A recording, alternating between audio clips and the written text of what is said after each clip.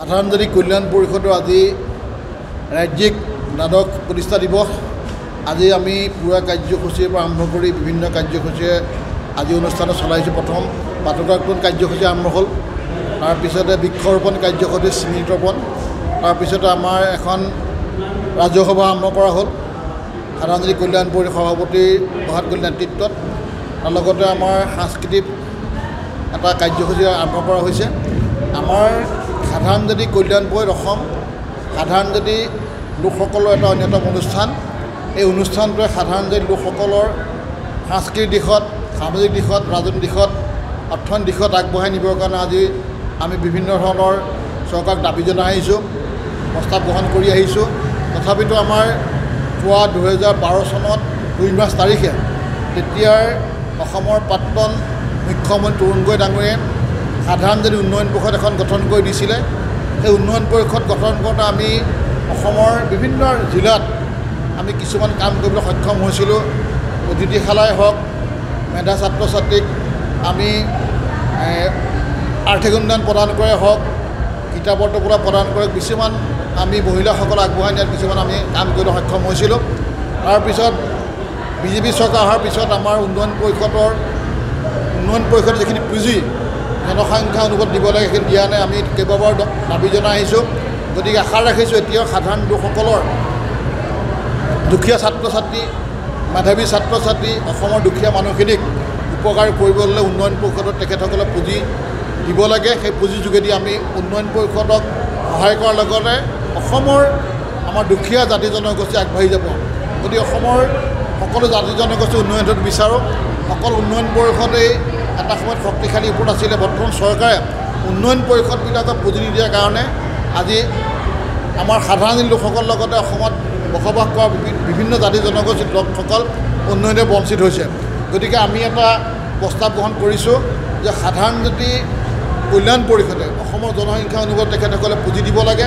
সেই পুঁজি আমি যাতে অসমৰ সাধাৰণ লোকসকলক সহায় কৰিব পাৰোঁ, তাৰ লগতে আমি কেইটা প্ৰস্তাৱ লৈছোঁ যে আমাৰ অসমৰ প্ৰথম অসমীয়া উদ্যোগিক কাশীৰাম শইকীয়া ডাঙৰীয়া, তেখেতে আমাৰ নাম পৰিচয় ঘৰ, তেখেতৰ নামত বহুতবাৰ আমাৰ স্থানীয় ৰাইজে প্ৰস্তাৱ দিছিলে। তেখেতৰ নামত কাশীৰাম নামত যোৰহাট নিমাতী পথটো নামাকৰণ কৰিব লাগে, সেইটো এটা প্ৰস্তাৱ আছে। লগতে স্বাধীনতাৰ স্বাধীন ৰাষ্ট্ৰৰ ৰাষ্ট্ৰপতি আমাৰ চাৰিগাঁৱত ঘৰ তেখেত লক্ষেশ্বৰ বৰুৱা, তেখেত মুক্তিযোদ্ধা আছিলে, স্বাধীন অসমৰ ভাৰতৰ তেখেত ৰাষ্ট্ৰপতি আছিলে। তেখেতৰ নামত আমাৰ যিখন আমাৰ বৰ্তমান নৱবৰত এখন হস্পিটেল আছে, তেখেতৰ প্ৰয়াত মুক্তিযোদ্ধা লক্ষেশ্বৰ বৰুৱাৰ নামত নামাকৰণ কৰিবৰ কাৰণে এটা প্ৰস্তাৱ লৈছোঁ। সেইটো আমি অসম চৰকাৰলৈ প্ৰেৰণ কৰিম জিলা উপায়ুক্তৰ যোগেদি। এইটো প্ৰস্তাৱ গ্ৰহণ কৰা হৈছে। লগতে আমি আৰ্থিকভাৱে আগবাঢ়ি যাবৰ কাৰণে সাধাৰণ লোকসকলে 4টা প্ৰস্তাৱ গ্ৰহণ কৰিছোঁ। আশা ৰাখিছোঁ যোৰহাট জিলা উপায়ুক্তৰ যোগেদি অসম চৰকাৰলৈ আমি মুখ্যমন্ত্ৰী প্ৰেৰণ কৰিম। লগতে অসম চৰকাৰ আমাৰ লগতে ৰাজ্যপাল আৰু প্ৰধানমন্ত্ৰীলৈ আমি এই প্ৰস্তাৱখিনি প্ৰেৰণ কৰিম। আশা ৰাখিছোঁ এইখিনি যদি আমি চৰকাৰে সহযোগ কৰিব, সহায় কৰিব, আশা কৰি আমি আজি এইখিনি প্ৰস্তাৱ গ্ৰহণ কৰিছোঁ। ধন্যবাদ। আমি এই অঞ্চলৰ খেলুৱৈসকলকো আমি সাধাৰণ উন্নয়ন পৰিষদৰ তৰফৰ পৰা কিছুমান ক্ৰীড়া সামগ্ৰী বিতৰণ কৰিছোঁ বহুত ক্লাবক। আমি নতুন প্ৰজন্ম যুৱতীখিনি যাতে আমি সমাজৰ মূল খুঁটিলৈ আহিব পাৰে, তেখেতসকলে যাতে ভাল ধৰণে মানসিকভাৱে হওক, স্বাস্থ্য ভাল ধৰণে আগবঢ়াই নিয়ে, যাতে ৰাইজ সমাজৰ কাম কৰিব পাৰে, নতুন প্ৰজন্ম যাতে আগবাঢ়ি যাব পাৰে, ক্ৰীড়াৰ অনুশীলনে তেখেত সুস্বাস্থ্য গৰাকী হৈ যাতে আগবাঢ়ি, তেনেকৈ আমি কিছুমান পদক্ষেপ গ্ৰহণ কৰিছোঁ। আশা কৰিছোঁ সাধাৰণজনী কল্যাণ পৰিষদে সদায় সাধাৰণ জাতিৰ হৈ পেলাই কাম কৰি যাব। আৰু সাধাৰণ জাতিৰ লোকসকলৰ সংগঠন শক্তিশালী হ'বৰ কাৰণে আমি অসমৰ শদিয়াৰ পৰা ধুবুৰীলৈকে আমি সদস্য ভৰ্তি কৰিছোঁ। আজি অসমৰ বিভিন্ন জিলাত আজি অনুষ্ঠানটো হৈছে।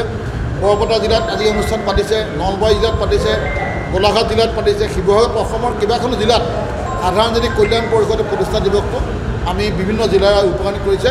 তেখেতসকলকো আজি ইয়াৰ তৰফৰ আমি আন্তৰিক ধন্যবাদ জ্ঞাপন কৰিছোঁ। ধন্যবাদ।